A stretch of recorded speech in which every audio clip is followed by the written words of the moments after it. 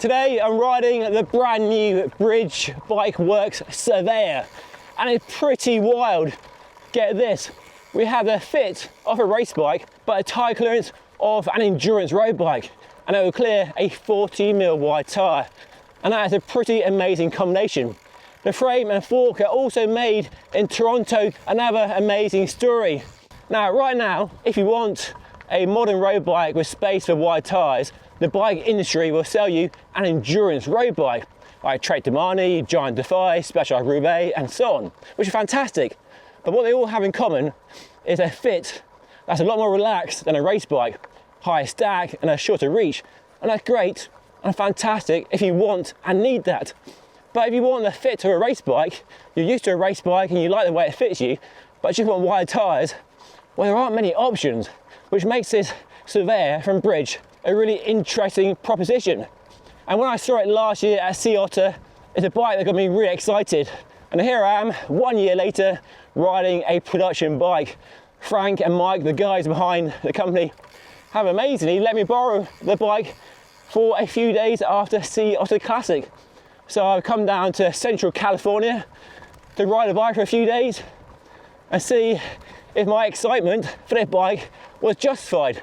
Today I started a ride from a place called Templeton, trying to put a bike through different scenarios, so road, dirt, descents, climbs, to try and really put a bike through its paces and really get a feel, a flavour of what a bike is all about. So I'll take you for a little tour of some amazing Californian roads. Look at this road though, guys, look at it.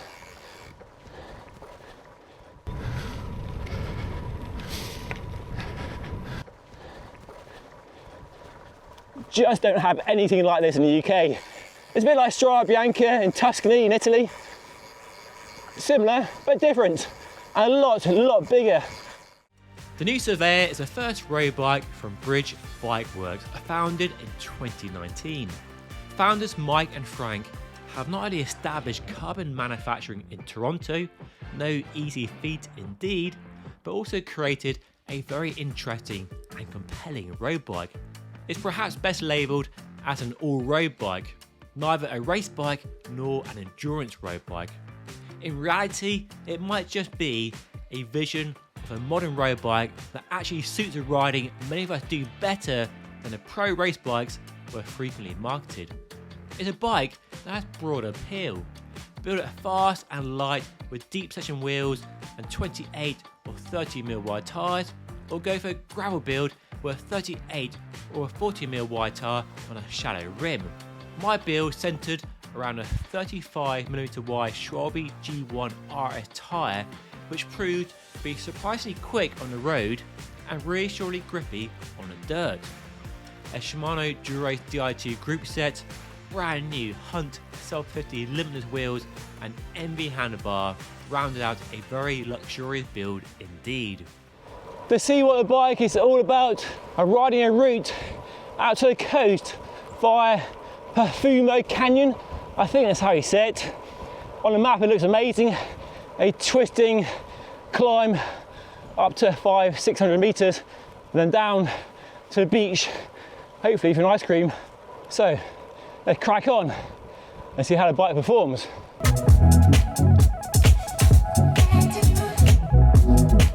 It feels every bit as dynamic and lively as a race bike. I'm loving the fit. Feels very similar to Tarmac SL8 in the stack and the reach. Feels racing, I like that. I still like a race bike fit, but we have space for bigger tyres. And then some of the other geometry numbers are dialed back from a race bike. So the head angle is a bit slacker, the fork trail is a bit longer, the wheelbase, the chainstay is a smidgen longer as well, and that just creates an overall calmer ride character. So it's less twitchy, but it's no less agile than a race bike. It's not razor sharp.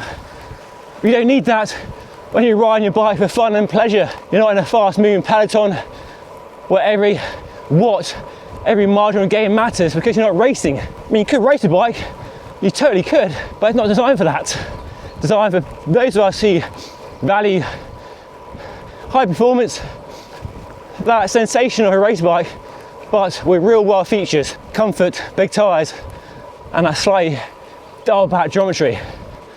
Assessing stiffness on road bikes is always fun. So many variables. In the saddle, out of the saddle, they're clearly not soft or flexy. There's no disc brake rub front or rear. Feels good. Wants to go. If only my jet lag wasn't holding me back so much. What a climb that was. Hopefully some descending to see what a bike is like going back down the hill. Brakes are back to front, so I need to bear that in mind.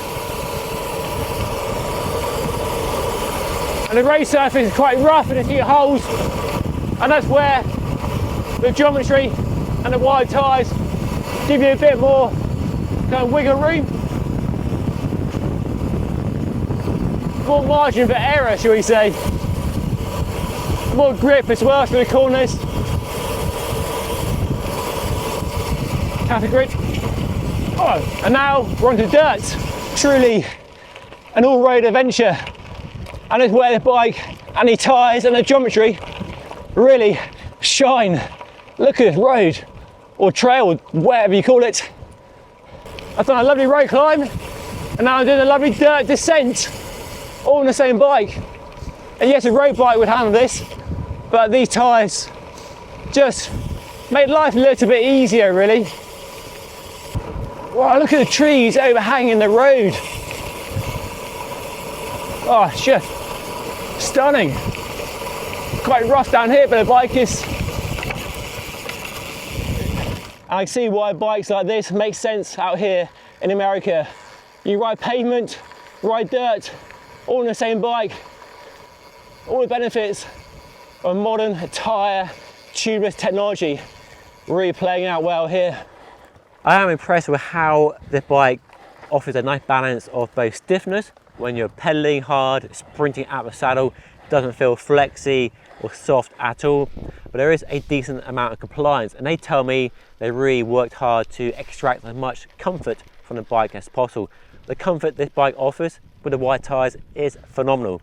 Now, this might be pushing the definition of all-road, kind of single-track trails, quite rocky in places, but dry, dusty. But in my world, all-road definitely includes riding off-road like this. Look at the trail, how amazing is this?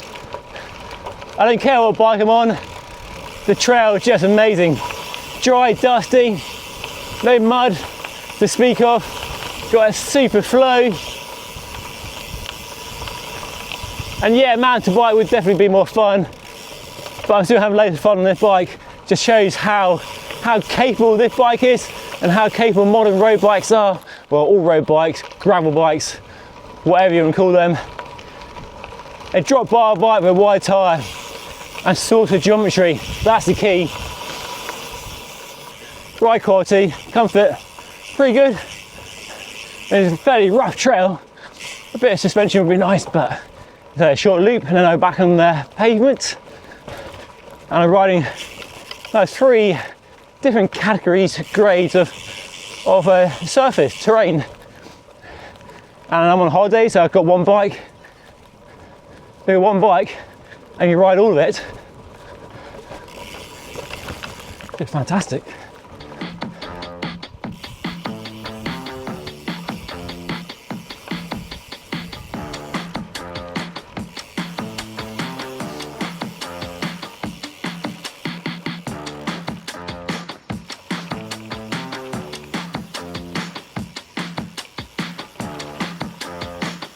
What's this all about? Oh, blimey, that's a bit... Okay, not so bad. Looks worse than it actually was. So, pretty amazing day. I've been on a road, I've been on dirt, and I've done a nice single track trail at this reserve, and all on the same bike.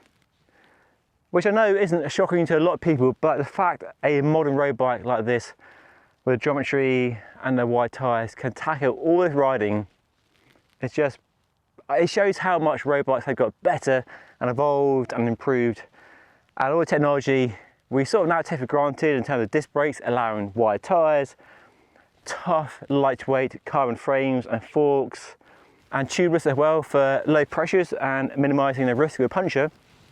Means you can do all this sweet riding on one bike, and what a bike it is. I am really impressed. Yeah, and the tyre, this Schwalbe G1 RS, fantastic. What a tyre. It can do pretty much anything if you're willing to go where the bike can definitely take you.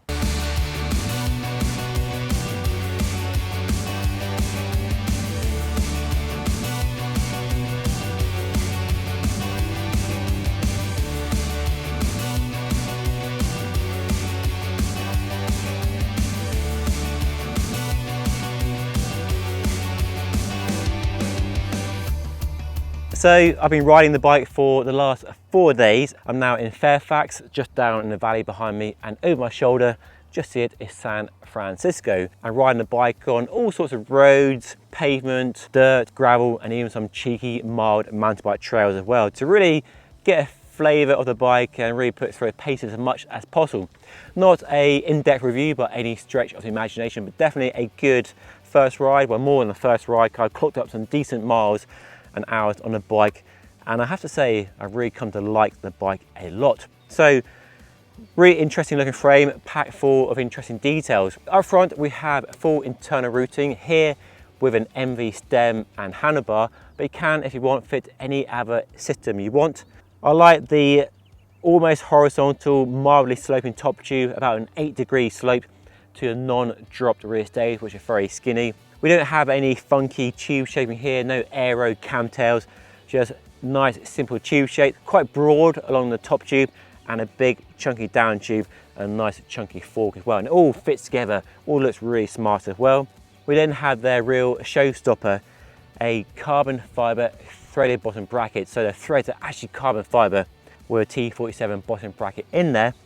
And I've only been riding the bike for 4 days, but I've had no creaks or squeaks or anything like that. But long-term testing is a real test of that feature. And I like the fact we have a UDH dropout, so it's future-proofed for any modern group set that might come out in the future from Shimano or SRAM using that direct mount system. And then we have my favourite feature, which is a round 27.2mm seat post with an external seat clamp. While internal wedge systems and D-shaped seat posts are fine for aerodynamics and clean lines, I do prefer the simplicity of a round seat post and the reliability of an external seat clamp. So very clean internal routing up front, state-of-the-art bottom bracket, modern future-proof dropouts, and a very conventional, traditional seat post and seat clamp. I have to say, I am super impressed with what Mike, Frank and the guys at Bridge Bike Works have made here. It's no cookie cutter bike. They could have gone to China, Taiwan, but no, they made life hard for themselves and invested in carbon manufacturing. Not just a frame, but a fork as well, and the fork is a hard bit. And not just that, the actual bike they've made in terms of geometry and all the details is absolutely fabulous and very on point for the riding that most of us are doing these days. We're not racing, we're riding for fun, thrills, and fitness and enjoyment. It's a bike that doesn't limit your riding. Road, pavement, dirt, gravel, mountain bike trails, the bike does it all. And yes, there are lots of bikes that claim to do it all, and lots can do it all. But there aren't many that offer that race bike fit for a sporty, dynamic character, and there's space for tyres as wide as you want. Yeah, this bike is pretty spectacular. This might just be my perfect bike. And all that for just $4,000 for a frame and fork, which yes, I know is still a lot of money, but compared to, say, the MV3 I've been riding, which is $5,500, which does include a handlebar, stem and seat post, it's worth adding. The fact they've come out with their own manufacturing for the frame and fork with quite novel geometry and approach to bike design, and a price that is definitely a bit cheaper than mainstream rivals not making a bike in North America, it's a really enticing and exciting proposition. So there we go, the Bridge Bike Works Surveyor. It's definitely a bike to add to your shortlist if you want wide tyres and you want a race bike geometry. A really interesting, exciting option in the road bike world these days. Anyway, big thanks to the guys at Bridge Bike Works, Mike and Frank, for allowing me to borrow the bike for the last few days.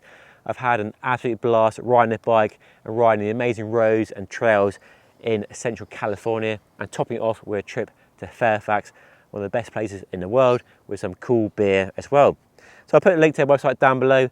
Let me know what you think of this bike. Is it a bike that ticks your boxes or not? Let me know by leaving a comment down below. And if you want to see an interview with Mike from Bridge Bike Works, a part of my Sea Otter Roundup, then watch the video up here. And of course, don't forget to subscribe by hitting that button down there. But I've got one more day in California, so I'm off for another ride. So I'll see you all again very soon. Thank you so much for watching.